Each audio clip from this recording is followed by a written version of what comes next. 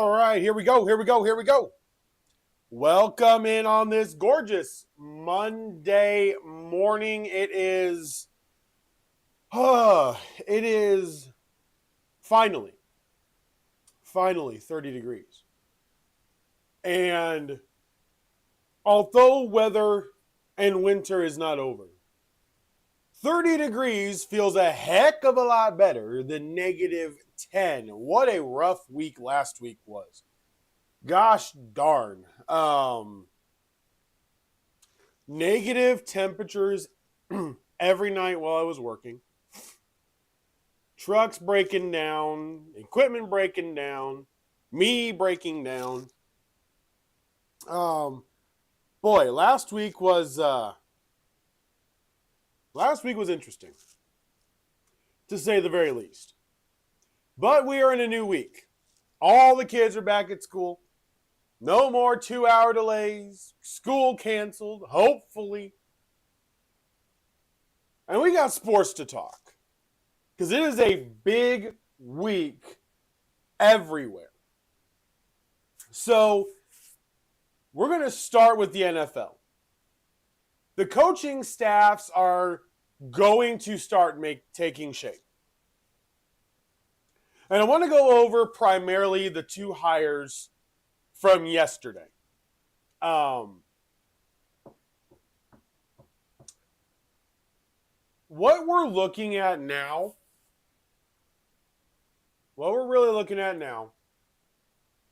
is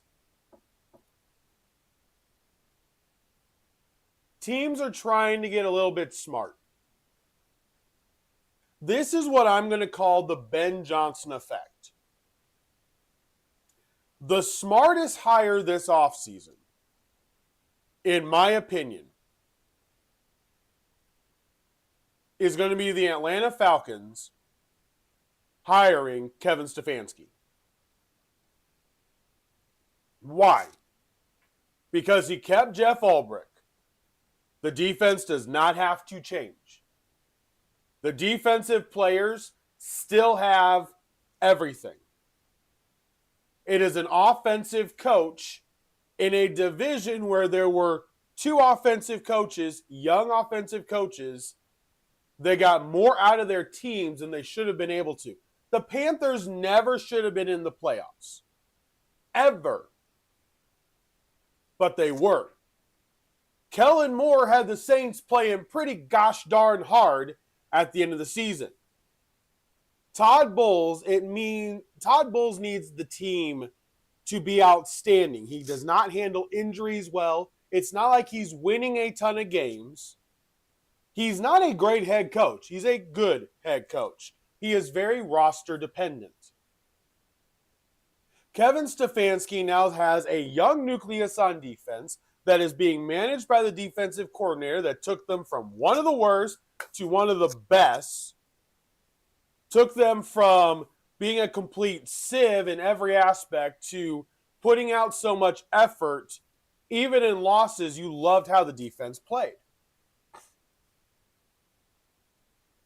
And that's continuity. The second best hire, in my opinion, is easily John Harbaugh. Easily John Harbaugh. Why? It brings stability to an organization that is now, with the Tisch indictment that is about to happen, brings stability to an organization that has been in absolute, utter chaos. Capital C chaos. Jackson Dart, Malik Neighbors, Scattaboo, Theo Johnson, Andrew Thomas, a good defense with playmakers on it. That's the second best hire. To me, that hire is not about really winning a bunch of Super Bowls. It's about leveling the chaos. If the Giants make the playoffs, I will be impressed. I got to see what their offseason moves are. I may pick them in August. Absolutely could when we do our season previews. Absolutely could. But for now, I don't think so. For now, I think they can easily double their wins. I think they can flirt because if Daniels is back, Washington's going to be back. Let's just stop pretending. If Jane Daniels plays for Washington, that's a very hard matchup.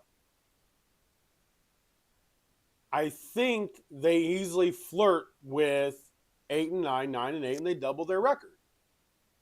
That I fully believe. But it is the second best hire. The third best hire, if I'm going to go down and I'm going to rank them, the third best hire is easily Clint Kubiak to the Las Vegas Raiders.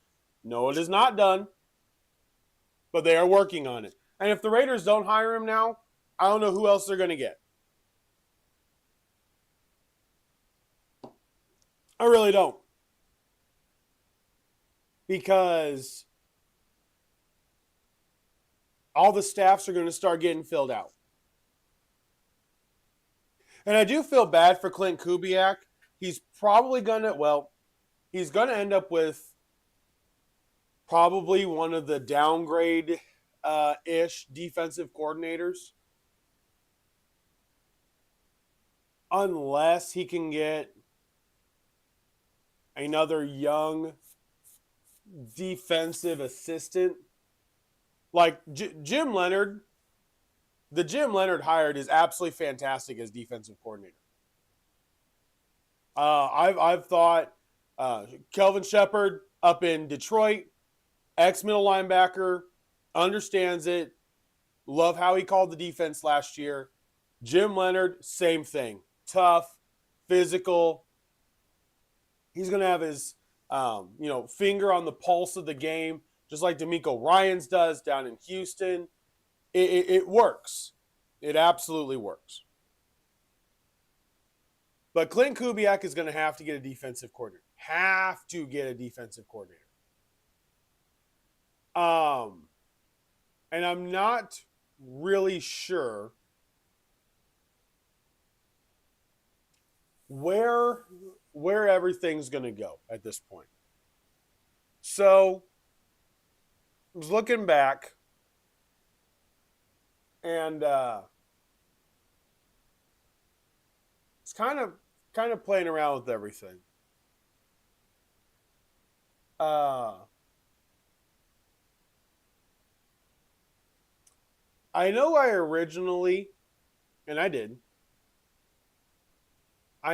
originally said that I didn't like the Joe Brady hire necessarily. I didn't think it was a big enough hire. I'm reading and I'm looking at some of this. I still think it was the comfortable hire. I do. I still think it was the very comfortable hire. But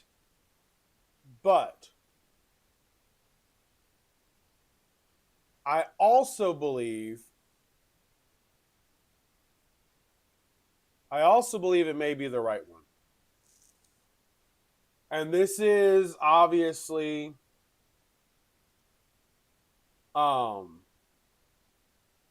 after taking a look at everything,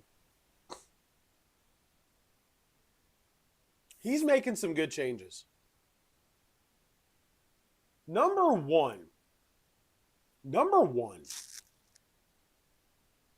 he had the interview and he had that opening press conference. And he said, I was the guy that was standing on the table for Keon Coleman.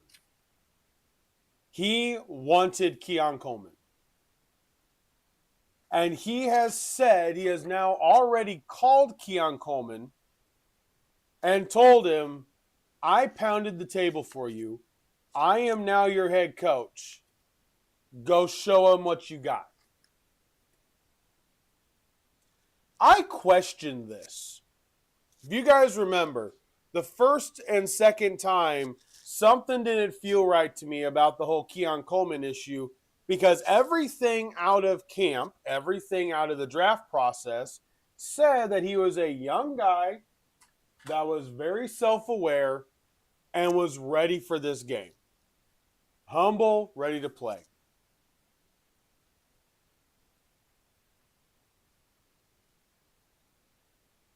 So Sean McDermott had issues.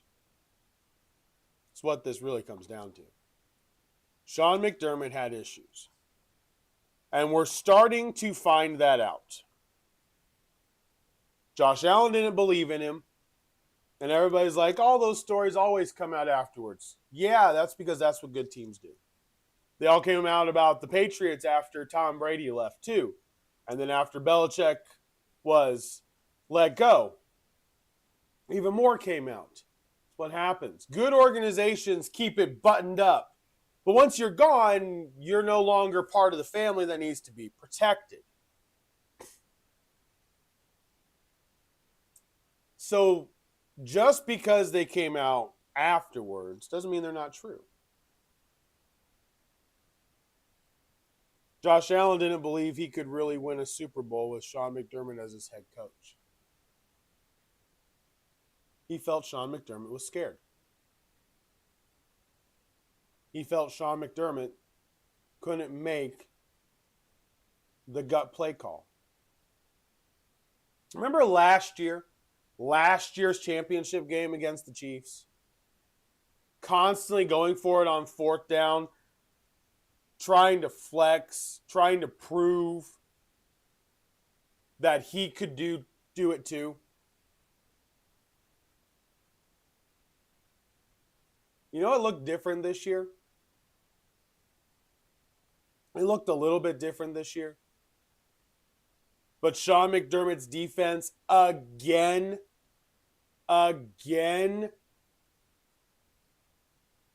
failed him.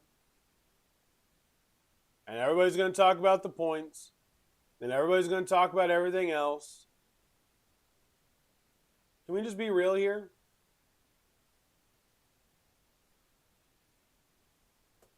Wasn't bad. It wasn't that bad. You know who else has had turnovers and winning a big playoff game? Big Bet. Peyton Manning. Brett Favre. Even Patrick Mahomes.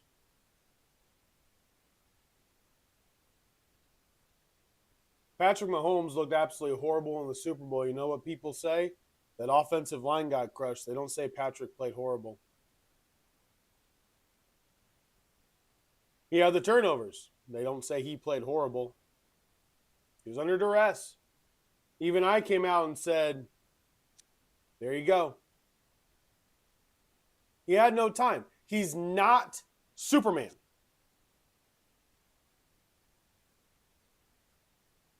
It's you can't break through everything. So the stories that Josh Allen had lost faith and lost hope in McDermott, especially after the 13-second game. And I told you guys this. This stems from that game. Joe Brady is not going to trump his experienced coordinators in the big moments. He's calling the offense. Jim Leonard is calling the defense.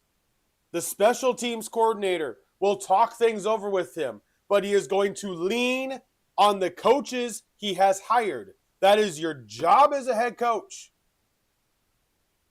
Tony Dungy let his coordinators do their job. Why do you think so many of them got a head coaching job? Kyle Shanahan lets his defensive coordinator do their job. McVay lets his defensive coordinator do their job. They let their staff do their jobs.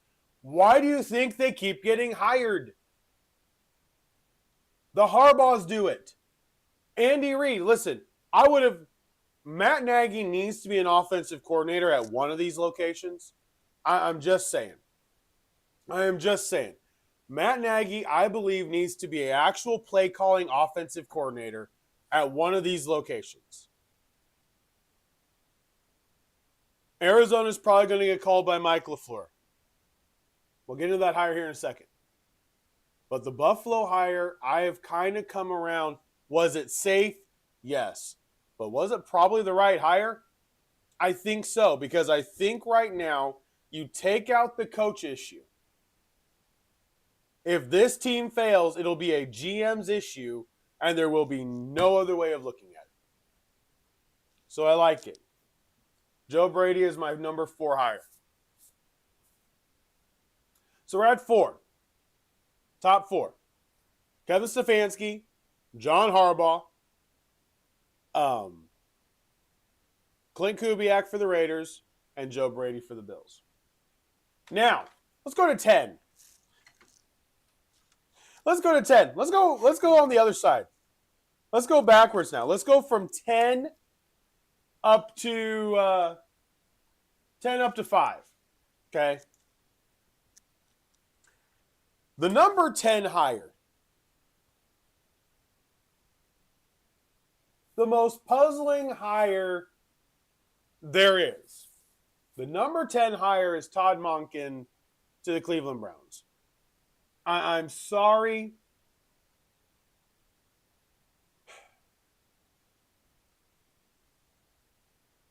Why?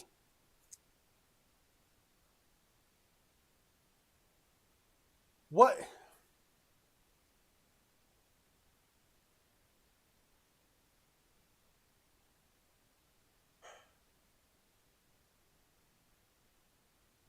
Why? Like, I don't get this hire. I don't. What, Browns, what do you think they have? What do you think Todd Monken has over everybody else? What do you think he has over Kevin Stefanski? What are we doing? I don't get it. Like, I'm at a loss for words of what they see in Todd. You know, forget the 60-year-old age. Forget all that.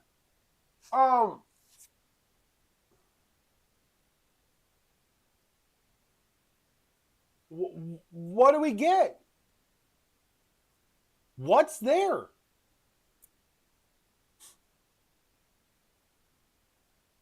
What is it? I don't understand. He's got no pull in the league. He's got no rep. You pissed off Jim Schwartz. Jim Schwartz is now going to go be a defensive coordinator somewhere else. I thought maybe Buffalo. Buffalo got Jim Leonhard. If I am Clint Kubiak, I am going to get Jim Schwartz. Bring Jim Schwartz into that Raider defense. Go get him. Myles Garrett loved him. Max Crosby's definitely going to love him. Like, he's pissed. I would have taken Jim Schwartz over Todd Monken. At least Schwartz has been there. He knows what's going on. The players love him. I just don't get it. I just don't get it. At all. I really don't. All right, the number 9. We'll move on. The number 9 hire, in my opinion, is the Arizona Cardinals. So let's jump into this. They hire Mike LaFleur because they missed out on Clint Kubiak. Clint Kubiak is expected to sign with the Raiders after the Super Bowl. They signed Mike LaFleur to a 5-year contract. Now, I know what you're thinking. We've all seen this. The Sean McVay offensive coordinators have gotten head coaching jobs. I understand that. But this is because the Cardinals waited too long. And I don't believe, I mean, LaFleur may be able to pull a couple assistants from the Rams, maybe.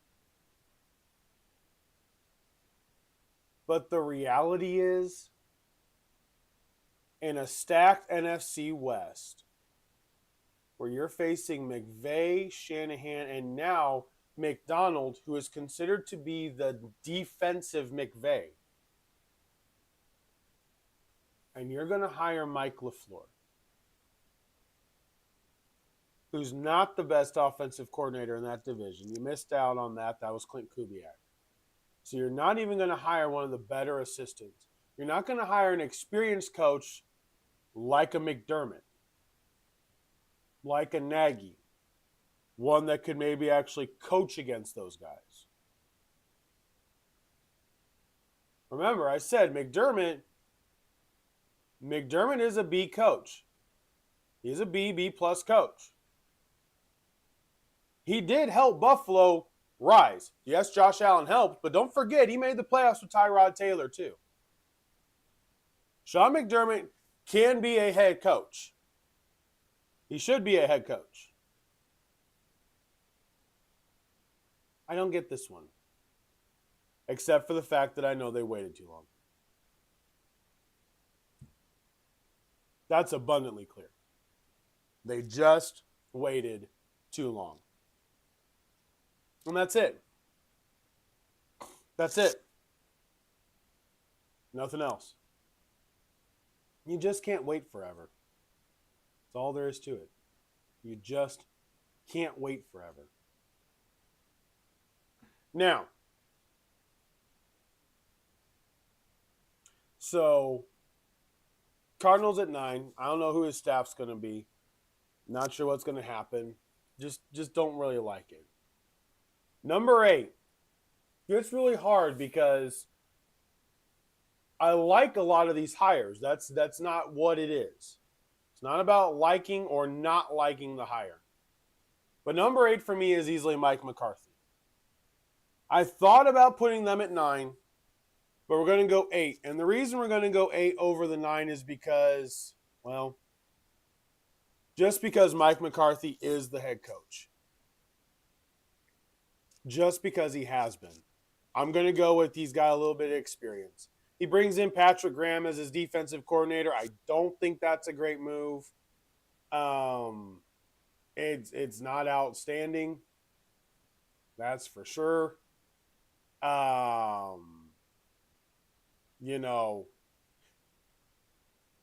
It's just, yeah. It's just whatever. It was a safe pick for Pittsburgh.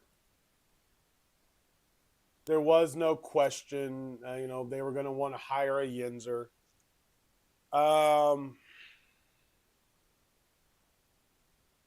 honestly believe, could they win 9 games again? Sure. Do I think the offense will look better? Sure. I don't see much else. I really don't. I don't see much else. So number 10, Browns and Todd Monken. Number 9, the Cardinals and Mike LaFleur. Number 8, Pittsburgh Steelers and Mike McCarthy. Now we get into this middle core. And 5, 6, and 7 are all interchangeable in my opinion. Because I think all of them will have success. Okay? I really do. I think all of them will have success. Number 7 is Jeff Hafley, and I liked this hire. I just don't think it has the impact that the other two have. So I love Hafley as the hire. I believe Hafley is going to come in. I think Miami is going to be fun to watch. You're going to actually watch a well-coached team again. I think the product on the field will be a well-coached team. I love the fact that they brought in Sullivan from Green Bay. That will help. He will build that roster the way you need to. He will get rid of the fat on that roster. And I do believe Hafley will bring the Dolphins back to playing around with the wild card consistently. But you're not going to look on the field and go, yeah, they're just not tough enough. They've got no fight. They lay down. Mike McDaniel just laid down. He wasn't tough enough, wasn't good enough head coach, but his teams just laid down. Jeff Hafley will not have that. I like the hire. But Hafley does not have it's going to take a little bit longer. I believe it's going to take a little bit longer. The number 6 hire, in my opinion, is the Baltimore Ravens with Jesse Minter. And I love the hire. I freaking love this hire. Jesse Minter has been around Baltimore. He's been around both of the Harbaughs. He's been a part of this for a long time. Long time. He was a defensive assistant with John Harbaugh in Baltimore from 2017 to 2020. He was with Jim Harbaugh for the last 4 years. Years at Michigan, 2 years at Michigan, 2 years with the Chargers. Jesse Minter is highly regarded by the Harbaughs, and Baltimore wasn't going to let something like that go. I told you, John Harbaugh got fired because it just was time for another voice, and now he's got a fresh start in New York. Jesse Minter is younger, fresh voice, 5-year contract, solid organization, good GM. I think it's going to work. I think it could work just kind of like, even if he's bad, and he is not Nick Sirianni, I don't think. We'll find out. He is not Nick Sirianni. I don't believe. But even if he's not the greatest head coach in the world, it'll work. That's why he's easily at number 6. He could have been at number 5 and maybe number 4. But I got him here at 6 because to me, number 5 is Robert Saleh, and it's for who Robert Saleh is bringing in. Robert Saleh comes in. He's a player's coach. He gets the attention of his players. He brings in Brian Daboll to work with Cam Ward. He brings in an offensive coordinator that is going to be able to help Cam Ward. An offensive coordinator that can get on that offensive line, run the ball, protect him. And Robert Saleh, by week 10 of next year, you're going to want the Titan defense in fantasy. I would actually, straight up, I would trade the 49er defense to get the Titan defense right now, straight up swap. 1,000%. Why? Titans have Robert Saleh, and the 49ers now have Raheem Morris. In what capacity and in what location has Raheem Morris been a Robert Saleh of defensive coordinators? Or a Brian Flores? Or the old school Jim Johnson? Or Monty Kiffin? Or Dick LeBeau? He hasn't. He's not. That 49er defense is not going to be the same. But the Titan defense? They're going to spend some money on defense. They're going to draft offense, maybe defense as well. This draft is huge. If they're smart and somebody offers them picks to be able to move up, if they're smart and they can get picks, I believe in Robert Saleh. I am absolutely going to trade those picks. If I can trade a first and I can get a late first plus a second plus a fifth, I'm doing it. The Titans need players. They need the players that can come in, that he can build this nucleus with. Jeffrey Simmons is thrilled. L'Jarius Sneed is thrilled. This defense is going to be tough. It's going to be tough. And they can make some moves. They could get a Trey Hendrickson. They could go steal a couple players from the 49ers like the Broncos did. They got ability here. I love the Robert Saleh hire for a team that just needed something. You know the last time they had success? A tough defensive head coach that was a player's coach. His name was Mike Vrabel. They fired him. Mike Vrabel's in the Super Bowl. And the Titans are picking in the top 5 of the NFL draft. So I love the Robert Saleh hire. I really do. Love the offensive coordinator hire. And they did. They did. Matt Nagy was a finalist for this job. Robert Saleh probably, actually, screw the probably. Robert Saleh had a little bit more juice in his step than Matt Nagy did. And if you're looking at the two coaches and everything's kind of the same, and then you go, all right, who's got the better pep? You're going to go, whoop! Yeah, there's Robert Saleh. Young, energetic, excited, enthusiastic about another opportunity to be able to coach because he was stuck in freaking New York, and he still won 6 games a year and still had a top 5 defense every year, even in New York. And now he's got a quarterback that can actually play football. His offensive line isn't a complete mess. He needs weapons. You can go buy those. You can draft everybody on defense and buy everybody on offense. I love it. I love it. I love what Robert Saleh is going to do. So, just to kind of recap it here. So my rankings for the 10 head coaching positions, assuming everything that we've heard is true. Number 1, Kevin Stefanski and the Falcons. Continuity with the defensive coordinator, offensive-minded coach in a division where you already had 2 that were nipping at the heels. You needed to make that switch. You've now got the most experienced head coach on offense in that division. And in my opinion, you've got the more successful offensive coach in that division that didn't have Tom Brady, ever. So that's there. Number 2 is John Harbaugh. I think it's a restart. I think it's a breath of fresh air for John Harbaugh.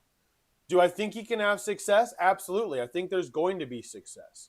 I think this is stabilizing a franchise that's in absolute and utter chaos. I just don't like it as much as Stefanski by that much, only because Stefanski is keeping some continuity and the Giants are starting fresh, starting over. Are they going to be good? I think they can double their win total next year. All right, so number 3 for me is Clint Kubiak and the Raiders. As long as this goes through, they will be number 3. Fernando Mendoza going number 1 to an offensive coach. I am worried about being so late in the game. The defensive coordinators that are going to be available. There are still a few. I would go get Jim Schwartz. Schwartz is pissed off in Cleveland. I would go get Jim Schwartz.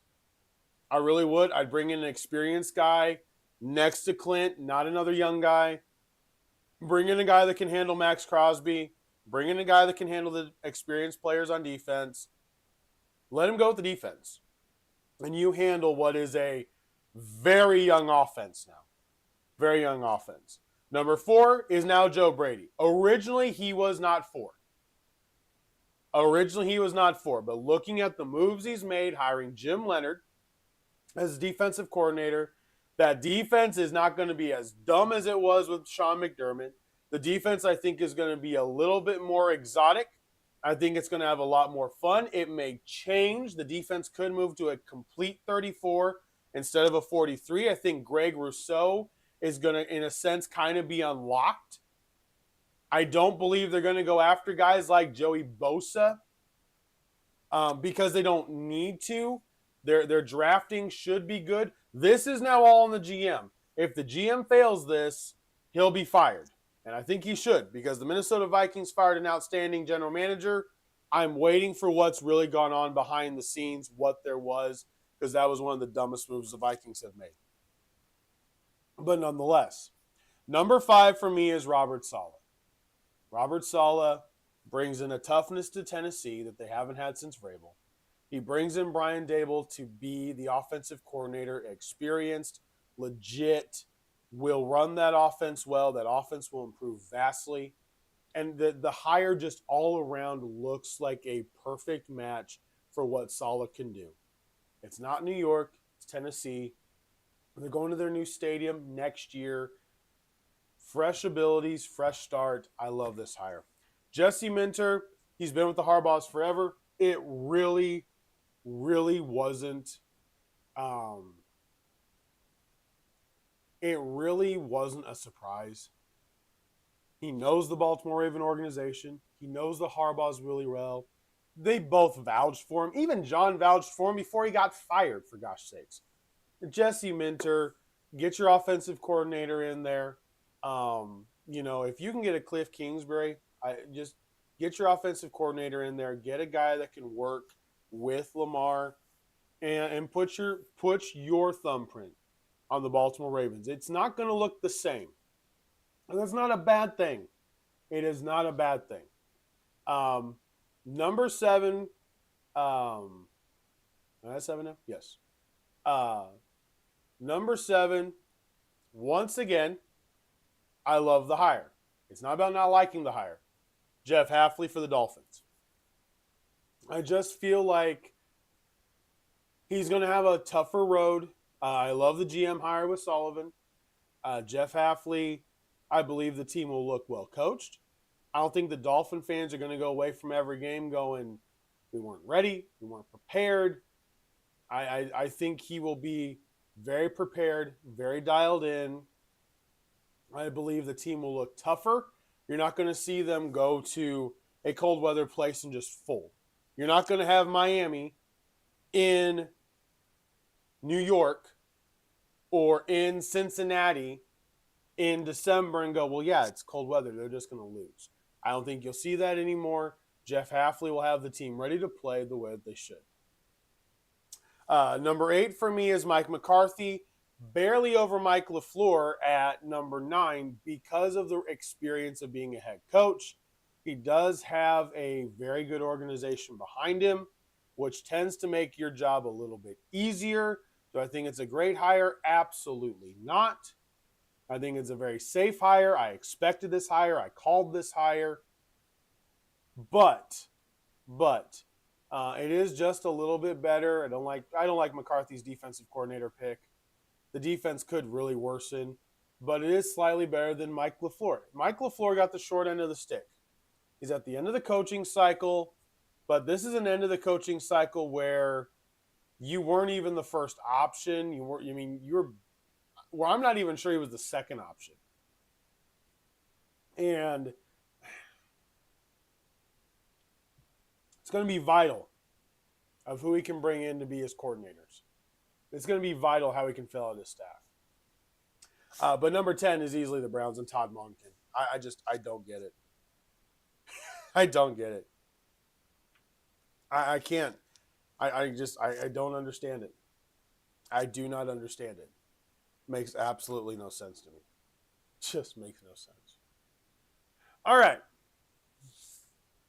That's it for the coaching grades for today. Okay. So let's jump to the NBA. The NBA trade deadline is Thursday at 3 o'clock. Fantasy basketball, the trade deadline is Sunday night. Okay? Fantasy basketball has been absolutely awesome. So for me, I play fantasy football die hard. 16 fantasy football leagues. Then I've got 2 fantasy basketball leagues. One league I may actually just nuke at the end of the year. The other league, we're rocking and rolling. Okay? Well, for a diehard football player like me, I didn't pay attention to basketball for most of the first half of the season. Just full. I would check in on it. I wasn't as dialed in. Okay, football's been over. The regular season's been over for almost a month now. I've been dialed in now for the last month. Fantasy basketball is much different. It's a daily fantasy with how the Sleeper app does it with lock-in. You are not accumulating all the points that all the players, make. We've done the stat category: most points, most assists, most rebounds, most best field goal percentage, 3-point percentage, et cetera, et cetera, et cetera. That's not how this is. This is player versus player. This is you're locking in the player, accumulating as many points from your 10 starting players as you can through the week. Your 10. And how you construct your team heading into the playoffs is absolutely huge. So last week was, awesome. Last week I pulled off a 4-team trade. Yes, 4-team trade. I've been working on a 6-team trade. I don't think it's going to happen. I'll probably try to make the 6-team trade in football here in a couple weeks. I'll do that one. But I made a 4-team trade. Penguin, Big J, myself, and Slim. Made a 4-team trade. Slim is currently at the bottom of the league. Work absolutely killed him. He got a new job late October, and it absolutely killed his ability to be able to really play daily fantasy. He did way less than even what I was doing during football season. And he won one of our championships that he's in. He is a fantasy football champion in 2025. He won one, but basketball has just been lost. So he's in a complete rebuild at this point. And we made a 4-team trade to get the other 3 of us, Penguin, myself, and Big J, players that we needed for the playoff push. And it worked. I got the players I needed. I got Klingon from Portland. I got Hartenstein from OKC. And then I made another trade yesterday to get Naz Reid from Minnesota for the backup center, Isaiah Stewart, in Detroit. And some of you may think, well, both of them are backup centers. Yeah, but Naz Reid plays a lot more than Stewart does. Jalen Duren is the starter in Detroit. That's very clear. Stewart is the clear second-string backup. So I got Naz Reid. So now I've got this big playoff push that I've geared up for. Okay? This week in the NBA, you're going to see all of that. And we got about 10, 15 minutes left here. I want to go over some of the teams that I think need to be that middle area. Just that middle area. And go after something. Just go after it. Go for it. Make a move that could change the season. So as we look right now, we look at the standings. We didn't do this all last week because, well, I didn't go live last week. I'll have the news about TikTok here in a little bit. So right now, the Pistons are 1, Knicks are 2, Celtics are 3, Raptors 4, Cavs 5, 76ers are 6. That is your top 6 in the Eastern Conference right now. The Knicks have won 6 in a row. What's funny is they're on a 4-game losing streak before that because in their last 10, they're 6-4 on a 6-game winning streak. So it's really comical how that all plays out. But nonetheless, then you look at 7. 7 is the Heat, 8 is the Magic, 9 is the Bulls, 10 is the Hawks. And then there's this team sitting at 11. The Charlotte Hornets are 8-2 in their last 10. They have won 6 in a row. Yes, the Charlotte Hornets, with that young nucleus, have won 6 in a row. They actually have a plus point differential that is better than the Raptors and better than the 76ers. Both of those teams are in the top 6. This young team is coming on. Make a move, Charlotte. Swing for the fences.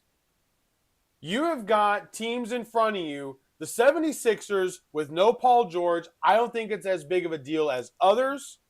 He's out for 25 games.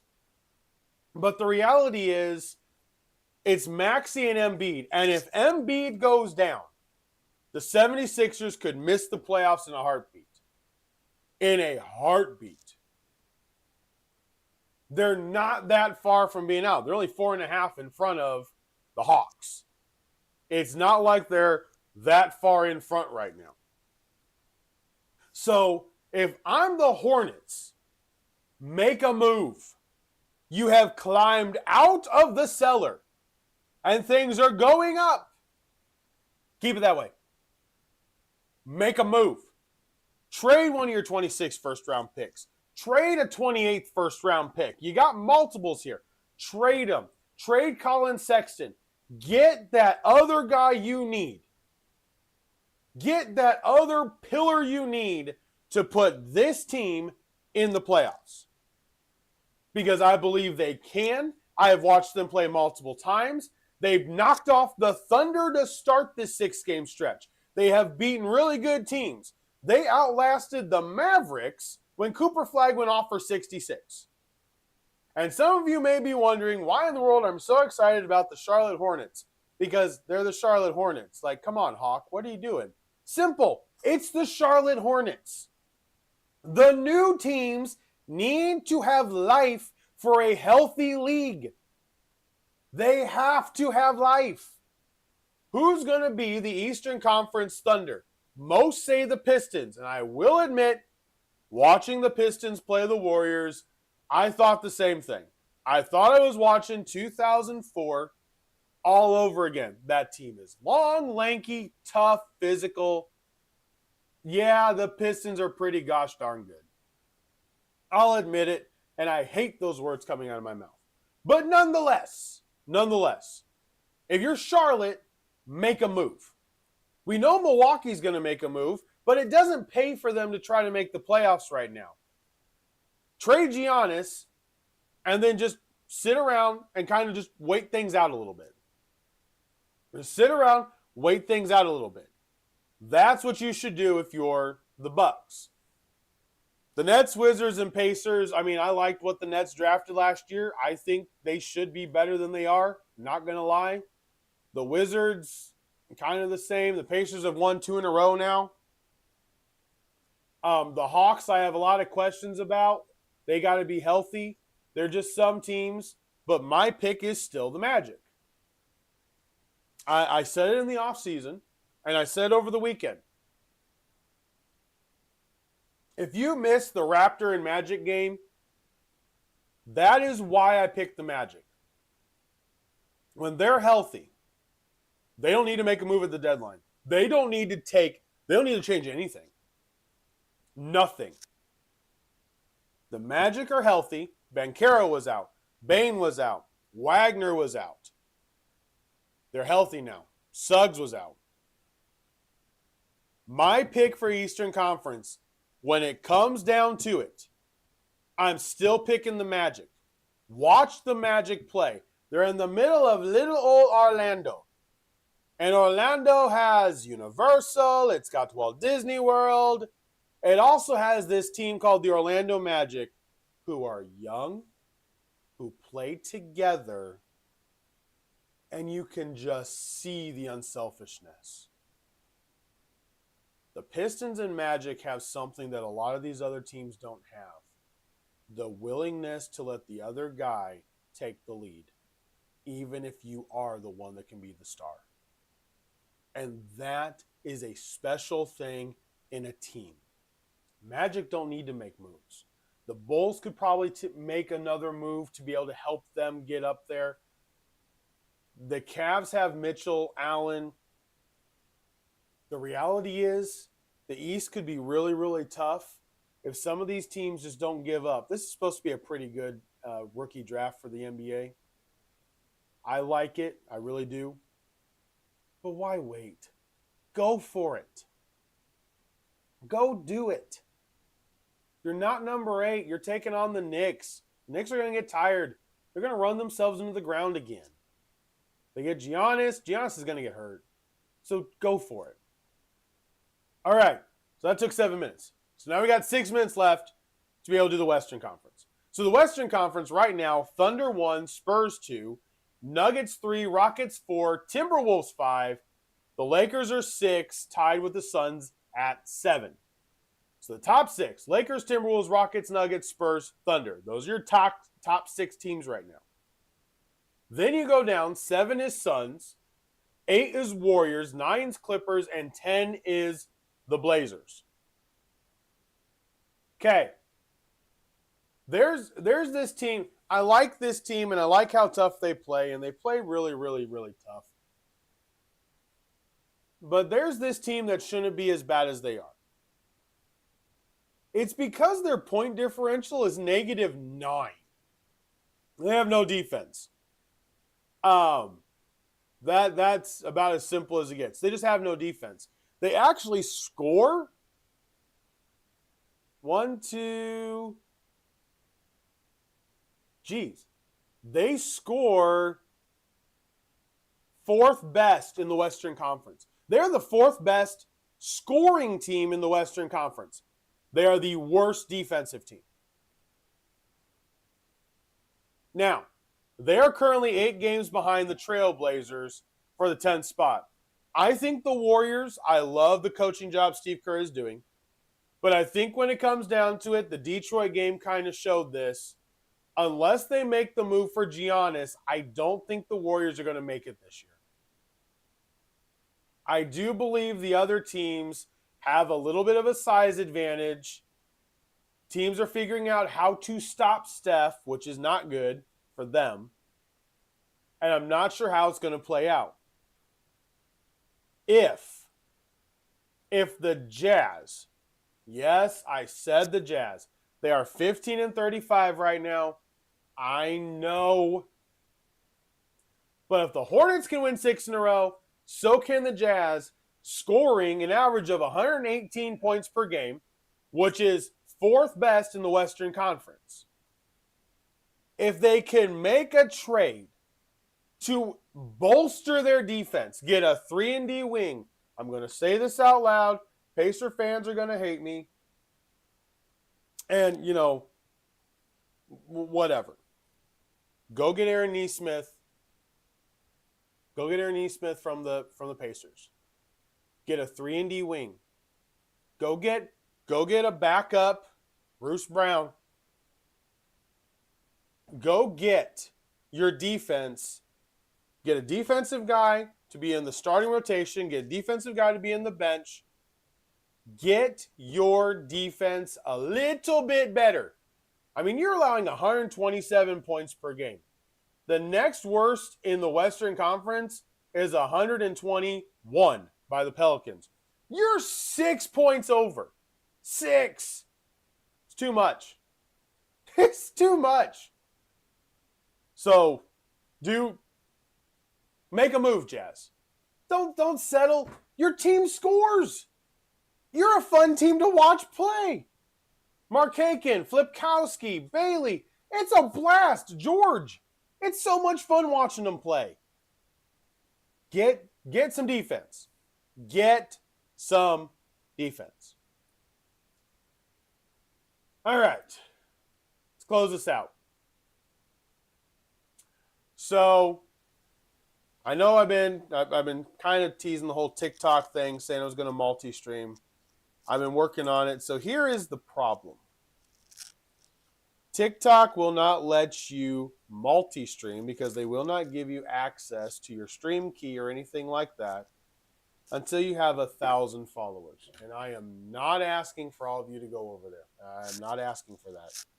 If you don't want to be on TikTok, I don't blame you at all. I only have it for currently it's only just doing shorts, and I'm sending my shorts to both locations. That's all I have it for right now.